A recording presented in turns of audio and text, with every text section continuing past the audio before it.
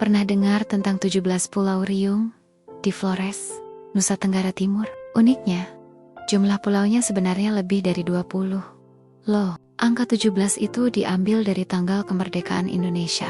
Destinasi ini sering disebut sebagai surga tersembunyi karena keindahannya yang masih alami. Kamu bisa lihat ribuan kalong beterbangan saat senja di pulau Ontoloe atau snorkeling bareng ikan-ikan cantik di perairan jernihnya. Benar-benar potongan surga di ujung timur Indonesia. Gimana? Tertarik ke sana?